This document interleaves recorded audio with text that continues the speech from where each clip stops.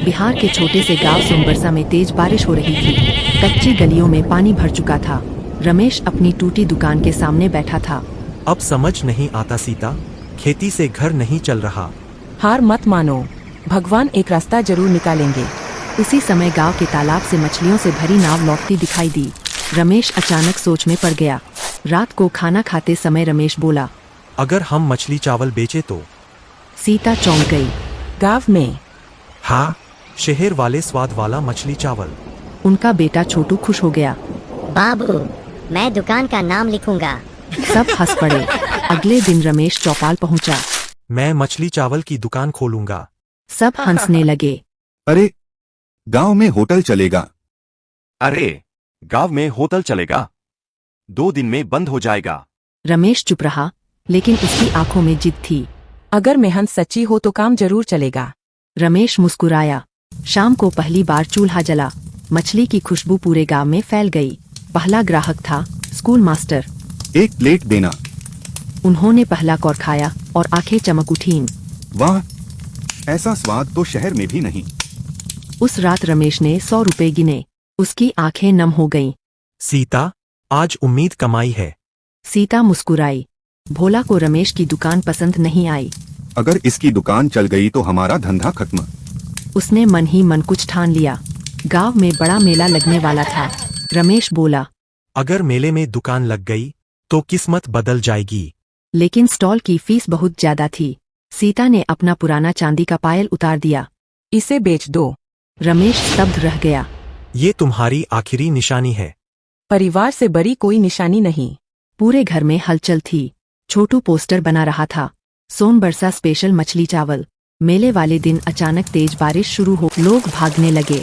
रमेश परेशान हो गया। सब खत्म हो गया। बारिश रुकते ही लोगों को भूख लगने लगी। मछली की खुशबू पूरे मैदान में फैल गई। लंबी लाइन लग गई। एक आदमी बार बार खाना खा रहा था। वह था पटना का होटल मालिक इरफान। ये स्वाद कहाँ सीखा? गरीबी ने सिखाया है साहब। इरफान प्रभावित हो गया। इरफान बोला, पटना चलोगे? मेरे होटल में काम मिलेगा। रमेश सोच में पड़ गया। रात भर रमेश सो नहीं पाया। शहर जाओगे तो पैसा मिलेगा। पर गांव छोड़ना नहीं चाहता। सुबह रमेश बोला, मैं गांव में ही बड़ा होटल बनाऊंगा। सीता मुस्कुरा दी। भोला ने रात में रमेश का ठेला तोड़ दिया। सुबह सब बिखरा पड़ा था। छोटू रोने लगा। रमेश ने टूटे ठेले को देखा, फिर धीरे से बोला, ठेला टूटा है, हिम्मत नहीं। मास्टर जी आगे आए। फिर पूरे गांव ने मदद की। किसी ने लकड़ी दी, किसी ने पैसे। 2 महीने बाद पक्की दुकान बन गई। बड़ा बोर्ड लगा, सीता मछली चावल सेंटर। सीता की आंखें भर आईं। एक यूट्यूबर गांव आया। उसने वीडियो बनाया। दोस्तों, ऐसा स्वाद जिंदगी में पहली बार खाया। वीडियो वायरल हो गया। अब रोज शहर से लोग आने लगे। दुकान के बाहर लाइन लगती। भोला दुकान पर आया। धीरे से बोला, माफ कर दो रमेश। रमेश मुस्कुराया। दुश्मनी से पेट नहीं भरता भोला। छोटू बोला, बाबू, मैं बड़ा होकर होटल बनाऊंगा। रमेश हंस पड़ा। अब सीता मछली चावल सेंटर पूरे जिले में मशहूर हो चुका था। एक दिन मंत्री जी आए। उन्होंने खाना खाया। ये दुकान गांव की पहचान बनेगी। रेलवे कैंटीन से बड़ा ऑर्डर मिला। पूरा परिवार खुशी से झूम उठा। 1 साल बाद बड़ा रेस्टोरेंट खुला। एसी हॉल, चमकती लाइटें और वही पुराना स्वाद।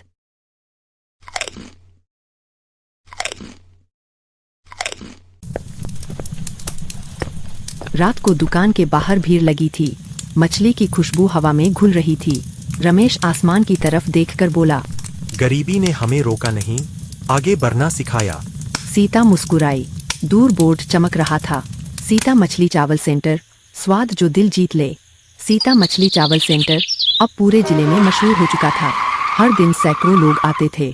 लेकिन एक रात रमेश के मोबाइल पर कॉल आया। ज्यादा उड़ मत, वरना दुकान बंद हो जाएगी। रमेश चौंक गया।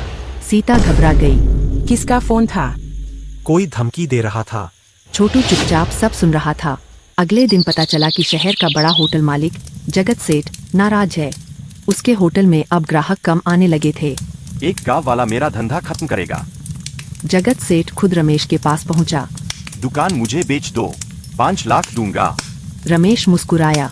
ये दुकान सिर्फ दुकान नहीं, हमारा सपना है। रात को किसी ने दुकान के बाहर गंदगी फैला दी।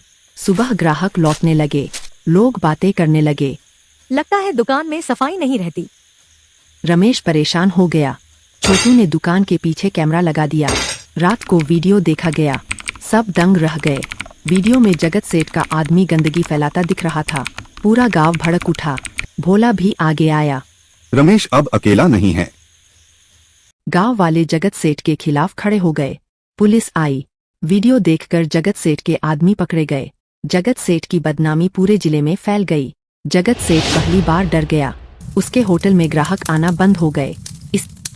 इसी बीच गांव में भयंकर बाढ़ आ गई। चारों तरफ पानी भर गया। दुकान बंद करनी पड़ी। लोग भूखे रहने लगे। अब क्या होगा? रमेश ने चूल्हा जलाया। जब तक खाना है, कोई भूखा नहीं सोएगा। रमेश ने गांव वालों को मुफ्त खाना बांटना शुरू किया। बारिश में भी लोग लाइन लगाकर खाना लेने आते। जगत सेठ दूर खड़ा सब देख रहा था। उसकी आंखें झुक गईं। जिसे मैं गिराना चाहता था वो लोगों को बचा रहा है। तेज बारिश में छोटू नदी किनारे फंस गया। पानी का बहाव बहुत तेज था। सीता चीख पड़ी। मेरा बेटा। रमेश बिना सोचे नदी में कूद गया। लोग सांस रोककर देखने लगे। बहुत मुश्किल से रमेश ने छोटू को बचा लिया। पूरा गांव तालियां बजाने लगा। उस रात छोटू रोते हुए बोला, बाबू, अगर आपको कुछ हो जाता। रमेश ने उसे गले लगा लिया। बाप अपने बच्चे के लिए जान भी दे देता है। अगले दिन न्यूज चैनल वाले पहुंच गए। उन्होंने रमेश की कहानी दिखाई। गरीब किसान से जिले का सबसे बड़ा मछली चावल व्यापारी। अब लोग दूर दूर से आने लगे। यूट्यूब, टीवी, अखबार, हर जगह रमेश की चर्चा थी। एक कंपनी ने रमेश को बड़ा ऑफर दिया। सीता मछली चावल के नाम से फ्रेंचाइज खोलने का प्रस्ताव।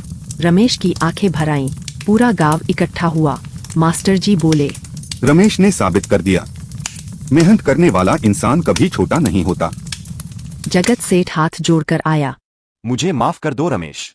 रमेश शांत था।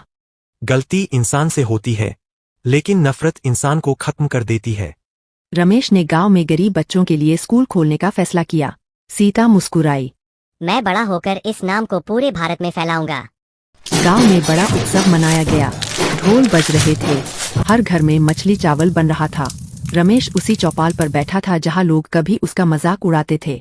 भोला हंसते हुए बोला, अब तो तू बड़ा आदमी बन गया। रमेश मुस्कुराया। नहीं भोला, मैं आज भी वही गांव वाला रमेश हूँ। सीता दुकान को देखकर भावुक हो गई। याद है, एक समय घर में खाने तक के पैसे नहीं थे। रमेश धीरे से बोला, और आज हमारा खाना हजारों लोगों के चेहरे पर मुस्कान ला रहा है। दुकान के बाहर अब बड़ा बोर्ड लगा था, सीता मछली चावल, भारत का अपना स्वाद। एक रात रमेश अकेला बैठा था। उसने अपने पुराने टूटे ठेले को छुआ। आंखों में आंसू आ गए। रमेश आसमान देखकर बोला, गरीबी इंसान की किस्मत नहीं, सिर्फ शुरुआत होती है। सुबह सूरज निकला। दुकान पर फिर भीड़ लग गई। छोटू ग्राहकों को खाना दे रहा था। सीता मुस्कुरा रही थी। रमेश संतोष से सब देख रहा था। हवा में फिर वही खुशबू थी। गर्म चावल, मसालेदार मछली और मेहनत की जीत।